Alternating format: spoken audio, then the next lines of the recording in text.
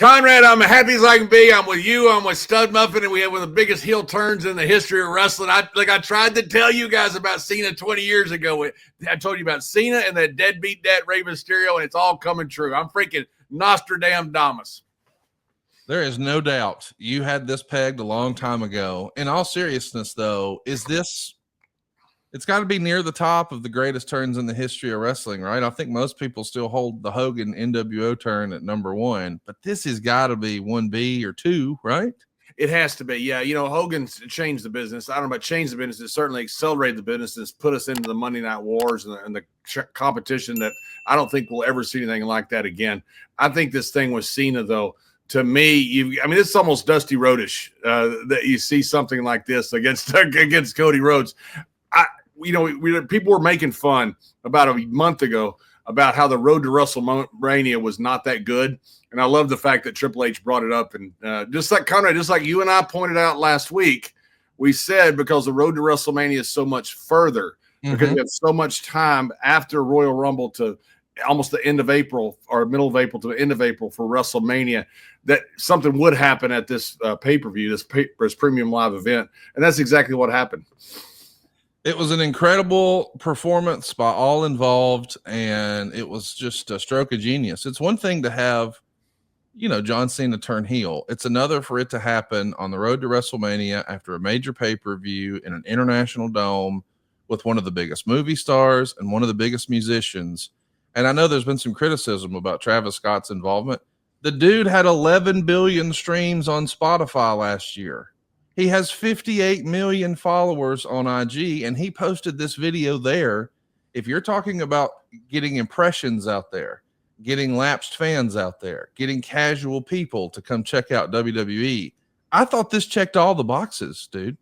I don't see how it couldn't. You've got literally the biggest movie star in the world. I just saw the money list in some magazine about who made the most money last year. At least it reported that Rock was the highest at 88 million. Don't know if the truth of that or not. I know he's. I say the truth of that. How much he made? Whether it's 100 million, 88, 200 million, who knows? He's the biggest star in the world. And then you've got Cena, who's 16-time world champion, going to break that record that people thought might never be broken. And then you add in this other super mega star. I mean, this is brilliant. This is absolutely fantastic. I love Triple H showing up and spiking the football saying, are we on the road to WrestleMania now? I can't wait to see what happens next. They've already started announcing John Cena return dates to some markets, and we know this is his farewell tour. I'm sure those are going to be massive. But what I really loved is it shows you the depth of the roster that WWE has, because years ago, if something major like that happened on a Saturday night, boy, that'll be the central theme the entire Monday. We got all the way through Monday with no Cody, no Rock, and no Cena, and we started with a bang with that CM Punk promo. What'd you think of Punk's promo, man? Fantastic. I love what CM Punk has been doing. Sometimes just having that background of what all you've done in your library and what you've done in your life adds to what's coming. So it's not just a great promo. It's also the history that CM Punk has had leading up to this moment. And I think CM Punk, I thought the last several years he's been hitting on all cylinders. I can't wait to see where this all winds up. And the big question is, what are you going to do with Roman? What would you do with Roman in time for WrestleMania, John? Isn't it interesting?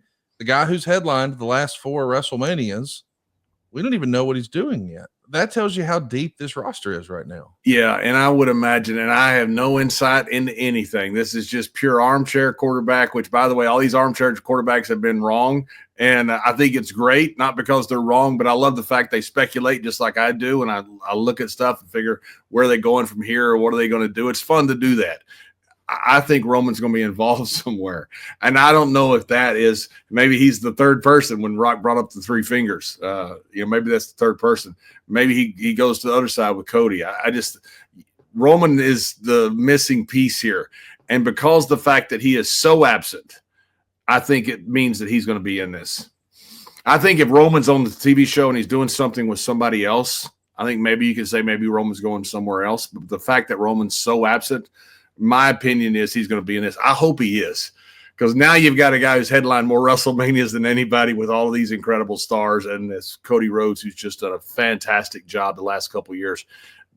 I don't know how you get more star-studded than this. I mean, dig up San Martino and Jim Londos and John Wayne and bring those guys in. I don't know how you get bigger than this. It's interesting to think how the internet wrestling community now is playing Clue. They go back and they reviewed the footage from last year where Rock laid that beat down on John Cena outside in the rain. And the TV truck in the background that was framed perfectly for those shots featured John Cena and later Stone Cold. And there's even been speculation, I guess, based on an old interview that Stone Cold did, maybe not too long ago, where he mentioned, hey, WrestleMania is going to be in Nevada and that's not too far for me. And if Cody needs my help, I'll be there. Like, just those little teases. This is going to be the biggest WrestleMania ever, right, John? No doubt about it. Can you imagine if that glass breaks? I mean, holy shit, that'll be a moment that people will live forever. I mean, I was there at WrestleMania when, as King called it, down in New Orleans, when everybody's chanting yes after Daniel Bryan finally overcomes all the odds put against him. I was there when Dolph cashed in against Alberto. I was there when Seth cashed in against Roman and Brock. I've seen some of these incredible. There's nothing like an incredible moment to see personally, either on TV or live, especially live. But if that glass breaks, holy shit, boys, we've reached a new level. I can't wait to see what they do, and it's going to be interesting to see where all these breadcrumbs lead. I do want to ask you about something that happened, though. There was a comment that Punk threw out in his promo where he mentioned Becky Lynch, and there's been lots of rumor and innuendo that AJ Lee has gotten herself in fantastic shape. I guess she's been posting ab selfies. And I had a wrestling fan friend of mine point out that at least a couple of the ladies on the PLE this past weekend were sitting in the ropes, sort of like AJ did back in the day. Do you think that winds up being a mixed tag? Do you think it winds up being Seth and Becky against AJ and Punk at Mania? I think, to me, I think that would be fantastic. Yes. I don't have anything negative to say about this stuff. People say, why are you so positive? Because I think it's freaking awesome. Yeah. AJ Lee was fantastic. I did a lot of commentary with her. When she did guest commentary, she's a very smart person. She's very good at what she does. She was an incredibly popular person. Her coming back, I think, would be enormous. And I think that'd be a lot of fun to have her and CM against Becky and Seth. I think that'd be a lot of fun to have. Hey, it's Conrad Thompson here to tell you a little more about what adfreeshows.com is all about.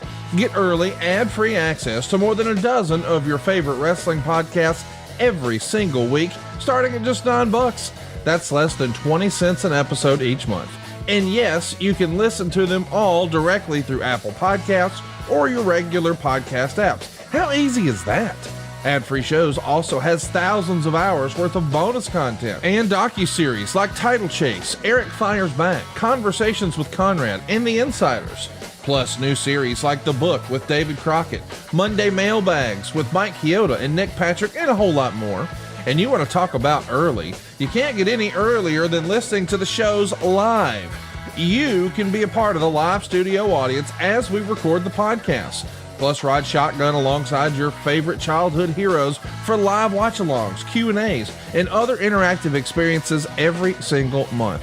Come on now, see for yourself what thousands of other wrestling fans from around the world have discovered, that adfreeshows.com is the best value in wrestling. Check it out today, and hey, when you do, the first week is completely free. adfreeshows.com.